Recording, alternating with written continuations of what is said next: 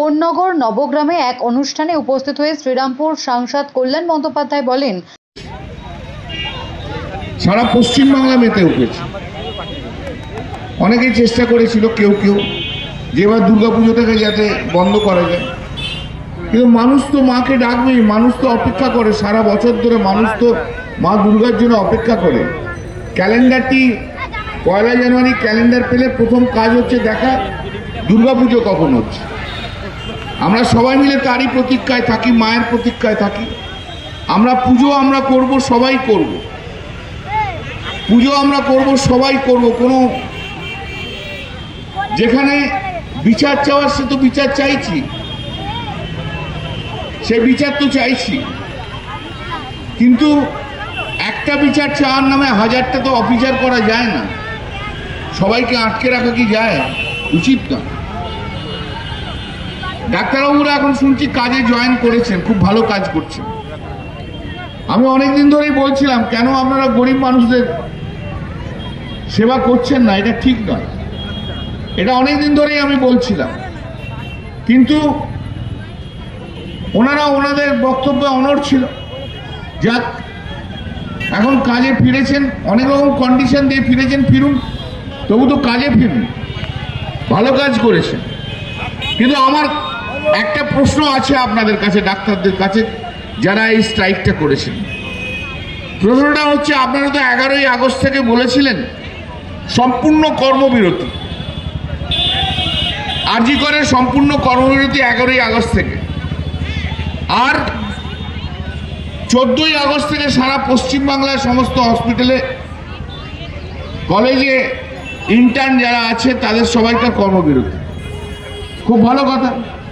কর্মবিরতি মানে কি? কাজ না করা, স্ট্রাইক করা, মানুষকে পরিষেবা না দেওয়া। তাই যদি হয়ে থাকে তাহলে আপনারা একদিকে যেমন কর্মবিরতি করছেন, আবার আরেকদিকে যে অ্যাটেন্ডেন্স রেজিস্টারে কি করে সই করলেন,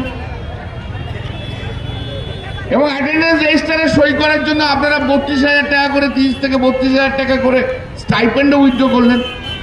এটা কি করে হয়? এটা কি ফ্রড নয়? এটা কি ফ্রড নয়?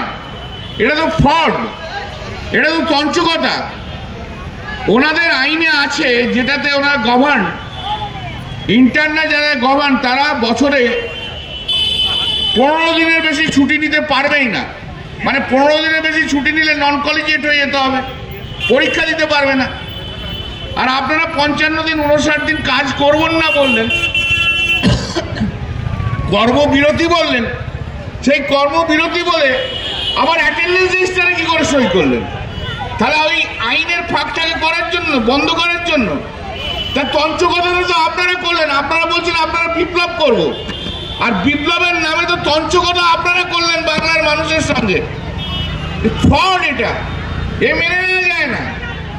এ আবার কি কর্মবিরতি? এ আবার কি ধরনের কর্মবিরতি? কর্মবিরতিও করব, কাজও করব না, অ্যাটেন্ডেন্স রেজিস্টারে সই করব, আর স্টাইপেন্ডের টাকা নেব। এটা ফ্রড, এটা ফ্রড। মানুষকে তো সব জানতে হবে, মানুষকে না জানলে কি করে হবে? এই যে বিপ্লব করলেন, সব বিপ্লব করলেন একটা ফ্রডের ভিত্তিতে বিপ্লব করলেন। মানুষ জানুক। অনেক কথা বলেছেন আপনারা ক্রাইম সিনের ব্যাপারে,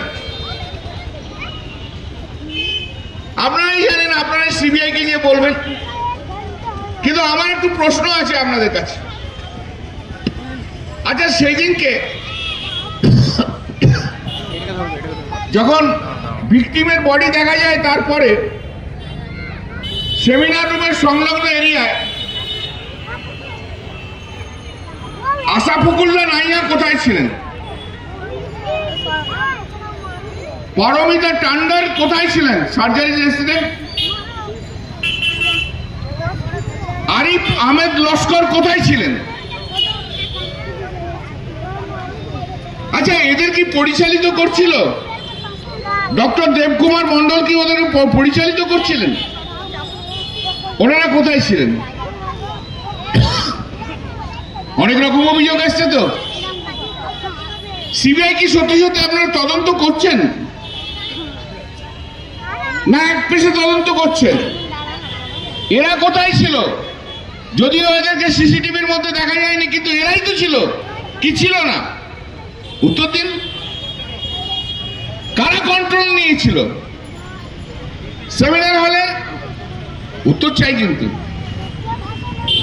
অন্তত সিবিআই আপনারা উত্তরটা খুঁজে বার করুন। যারা বক্তব্য আমি দীর্ঘায়িত করব না। আমার আরেকটা কথা ওনাদের সম্বন্ধে, আমি নয় committed to by party, Mohammad Salim committed to his party, BJP যারা নেতা আছে তারা committed to his their party. কিন্তু আপনারা ডাক্তারবাবুরা, আপনারা তো কোনো কমিটেড টু দি পার্টি নন, আপনারা তো সমাজের প্রতি কমিটেড, মানুষের কাছে কমিটেড। সেই কমিটমেন্টটা মানুষের কাছে রাখলেন কি কোথায়? যাকে ভালো করে কাজ করছেন, যখন জয়েন করেছে, মানুষকে পরিষেবা দিন, মানুষের জন্য কাজ করুন, এটাই একমাত্র বক্তব্য, অন্য কোনো বক্তব্য নেই। ভালো থাকুন, সবাই সুন্দর থাকুন, দুর্গাপূজায় সব ভালো করে আনন্দ করুন, মা আসছে। Bureau report, Durnibar Bangla news. সব খবর সবার আগে পেতে আমাদের চ্যানেলটি সাবস্ক্রাইব করুন এবং পাশে থাকা বেল আইকনটিতে ক্লিক করুন, লাইক ও শেয়ার করুন।